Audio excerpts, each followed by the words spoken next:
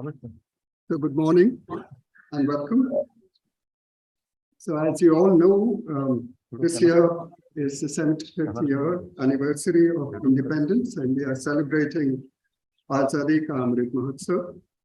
So, it's particularly fortunate, therefore, that we can all be here in person, for the last couple of years. Because of COVID restrictions, we were not able to have a full-fledged in-person flag hoisting on Independence Day. So some of you who may have joined TIFR after the pandemic, this may be the first flag hoisting in person, so welcome. Sadly, also, we've lost some TIFR members as victims of the pandemic, and we miss them, of course, and our deepest condolences to their friends and their families. In the context of the pandemic, I thought it would be appropriate to mention the many ways in which TIFR has contributed to the fight against COVID, from doing COVID tests to helping vendors gear up to do large-scale COVID testing, working on effective masks, modeling the spread of COVID through the population, providing authentic, up-to-date scientific information on COVID. TIFR staff did their bit in helping the country overcome the COVID pandemic. I think we can all be proud of what has been achieved. And I'd particularly like to acknowledge the roles of the previous directors, Professor Sandeep Trivedi and Professor S. Ramakrishnan, in guiding the Institute through this very difficult period. Staff members on all of our campuses, centers, field stations have responded well above the call of duty to make sure that work continued, despite the many practical challenges. Through the lockdown, supply chain and procurement-related problems have ensured that we've kept up scientific productivity. The number of research papers produced by TIFR has not just been maintained, but has in fact increased slightly. Several new initiatives were launched during this period, and I'd like to mention just two, which directly impact society. As you all know, malnutrition and childhood malnutrition, maternal and childhood malnutrition still plague the country.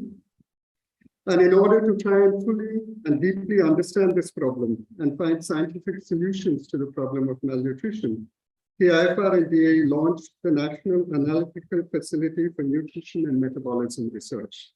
And I'm sure going forward, this will have a major impact on the problem. Another issue, which I know all of you would be fully aware of, is that women scientists are underrepresented in institutes and in universities, not just in India, but across the world.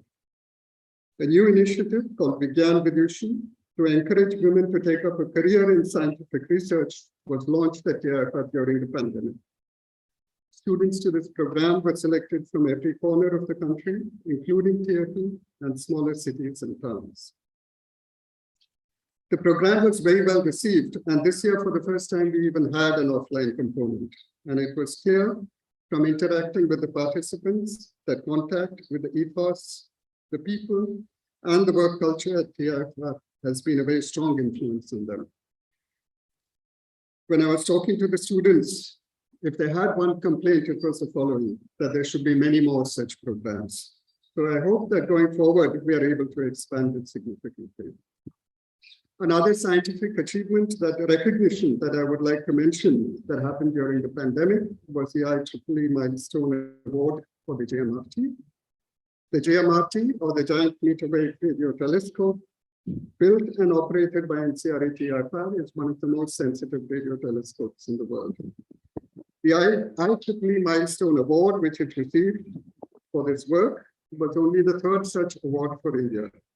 The earlier two being Sir J.C. Bose's invention of the radio and Sir C.V. Raman's Nobel Prize winning. So congratulations to all the former and present staff at NCRA and the JMRT. It's a great pity that Professor Govind Swarup, the moving force behind the JMRT, passed away just shortly before the award was announced. He would have been very proud. One of the important ways in which TIFR contributes to society is through the training of students. They are the torchbearers of TIFR's ethos of scientific excellence. In a very real sense of the word, the TIFR Graduate School is our flagship program.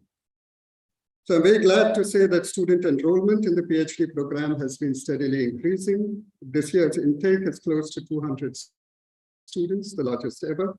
And currently we have more than 1,000 students enrolled in our graduate school. Since TIFR was granted deemed university students, we have graduated almost 1,200 students.